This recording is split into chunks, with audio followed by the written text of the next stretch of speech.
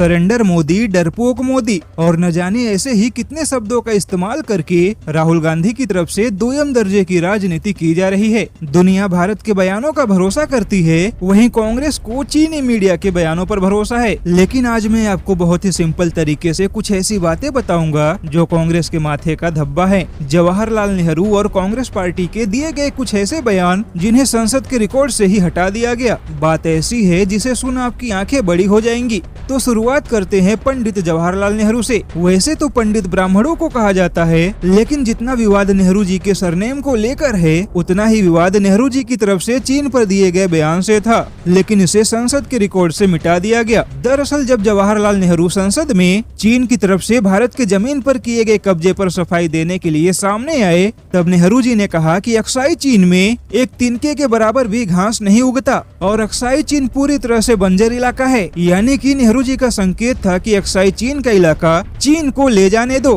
क्योंकि वह बंजर भूमि है और बंजर भूमि के लिए युद्ध क्यों करना। लेकिन नेहरू के इस बयान पर सांसद महावीर त्यागी को गुस्सा आ गया और महावीर त्यागी ने अपना गंजा सर नेहरू को दिखाकर भरी संसद में बोले कि यहाँ पर भी कुछ नहीं उगता, तो क्या मैं इसे कटवा कर चीन को दे दूं या फिर किसी और को दे दूं। लेकिन इन बातों को कांग्रेस ने हमेशा के लिए दबा दिया। अब राहुल गांधी बताए कि अक्साई चीन को भरी संसद में बंजर जमीन बताकर चीन के सामने सरेंडर करने वाले नेहरू जी को सरेंडर नेहरू कहेंगे या फिर चीन के खिलाफ सेना को खुली छूट देने वाले और चीन को सबक सिखाने के लिए चीन के खिलाफ अपने सारे विध्वंसक हथियारों को तैनात करने का आदेश देने वाले नेता नरेंद्र मोदी को सरेंडर मोदी कहेंगे। अब ऐसे में सत्य और तथ्य दोनों ही आपके सामने है। नेहरू जी ने अक्साई चीन को बंजर जमीन बताकर भारत के जमीन का अपमान किया, लेकिन वही पीएम नरेंद्र मोदी ने उसी बंजर जमीन के लिए चीन के खिलाफ अपनी पूरी सेना तैनात कर दी है, क्योंकि जमीन चाहे बंजर हो या फिर उपजाऊ है तो भारत का हिस्सा। लेकिन अपने घरों में इटालियन संगमरमर लगाने वाले लोग बंजर भूमि का महत्व भला कैसे समझेंगे।